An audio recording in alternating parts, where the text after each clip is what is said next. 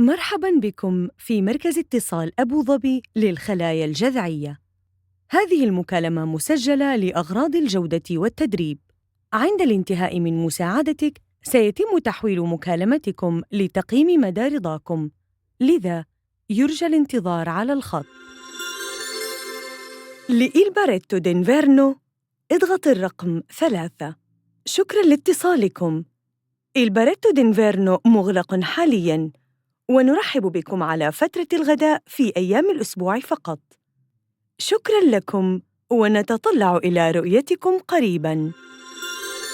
تأسست منظمة الأمم المتحدة بتاريخ 24 أكتوبر عام 1945، حيث التزمت 51 دولة بميثاق الأمم المتحدة. انضمت المملكة العربية السعودية كعضو مؤسس إلى الأمم المتحدة في 26 من يونيو عام 1945.